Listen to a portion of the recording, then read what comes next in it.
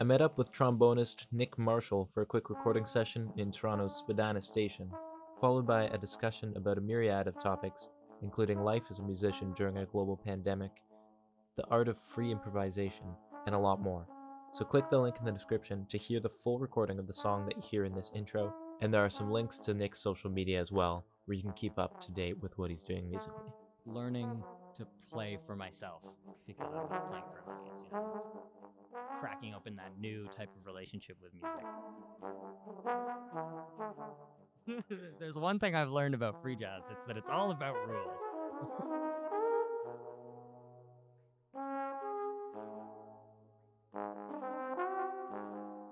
Welcome. It's my show. Welcome. Thanks for having me. I'm here with not only an amazing musician, but one of my closest friends, Nick Marshall. He was one of the first people I met when I moved to this city almost 10 years ago now. I think it's around 8. Yeah. Around 8 years ago that I met you. And because we're close friends, I happen to know that it's been a dream of yours for years to record in Spadina Station. So the opening question for tonight is, how does it feel to have a dream come true? It's nice. It's nice to make my dreams a reality, because lately there hasn't been a lot of that. I've just been having the dreams, not a whole lot of doing them. So Yeah. it was nice to do one. Doing dreams, theme of the night. Yeah, we're working on it.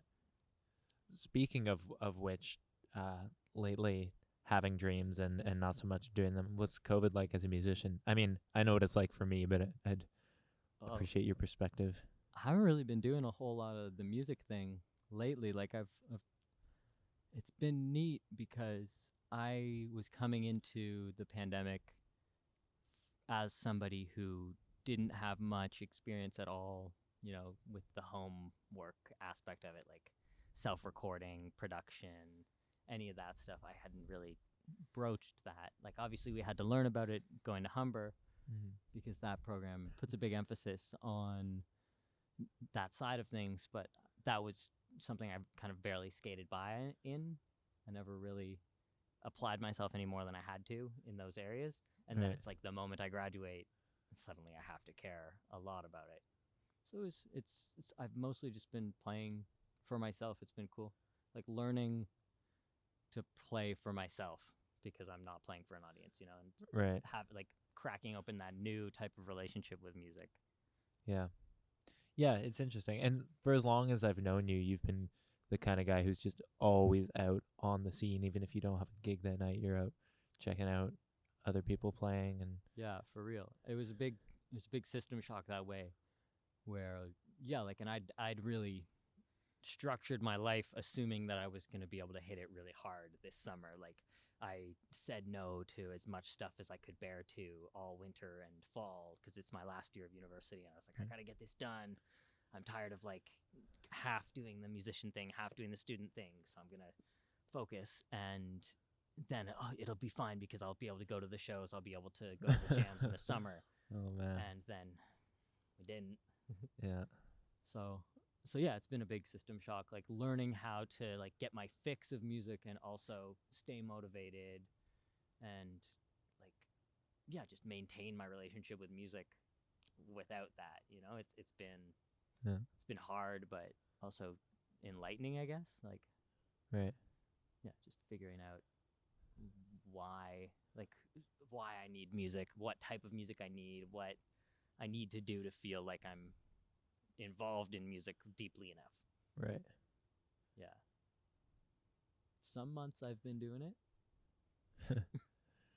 Yeah, it can be challenging. I feel especially with brass instruments to stay motivated to keep practicing when there's no social element, because I mean the kind of like group dynamic is part of the whole allure of brass instruments. I find like playing piano or guitar is a little bit easier on your own, because as playing a single note instrument, you can't play the whole song by yourself, really. Like you don't really have that opportunity unless you're in Spadina Station to play the whole chord. You know, like Get that lush you've got to reverb. pick the melody or the bass line or the harmony.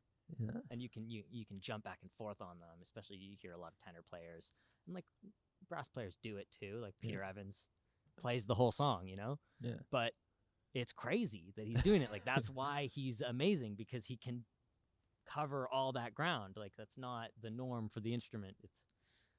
It's hard to do. Yeah, and playing a piano or something, you have that opportunity. Your voice is still free. If you want to sing, you can play the melody up here while you're doing whatever. Yeah. I've been playing way more piano. Like not over the past couple months much, but I would say over the past year I've definitely practiced twice as much piano as I've practiced brass, just because it was where I had the ground to make up and like where the inspiration was coming. Yeah. Have you been writing a lot over the quarantine?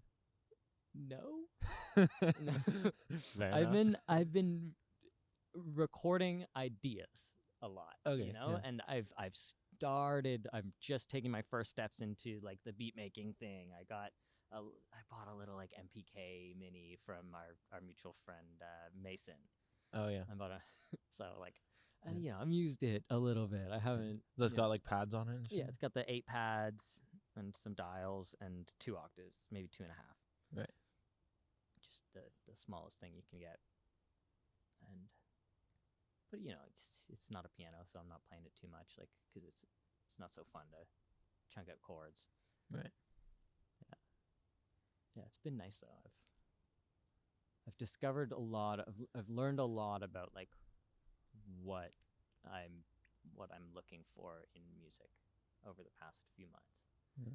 Right now I feel like I'm accumulating material that I will hopefully then go back and turn into material that is meant for public consumption. But right now there's just a bunch of shit or on a even hard drive. like just writing ideas for the sake of writing. Like I know I forget who it even was. I think it was maybe like Donnie McCaslin or someone who's saying that that they'll write like hundreds of tunes and just like throw them out. Like literally throw them in the trash. Yeah, I find that's really common in you know, all the great composers or anybody who's real serious about the craft of writing. Yeah. It's like it's like playing. It's like you got to do it every day to get better at it. Yeah. If you didn't write for a week, you didn't get better at writing for the whole week.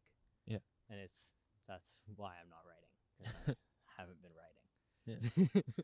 But you know, if I was there's been stretches where I've been in the habit. I've been real inspired and sitting down on it, but I haven't really been building that habit. I haven't been focusing on that.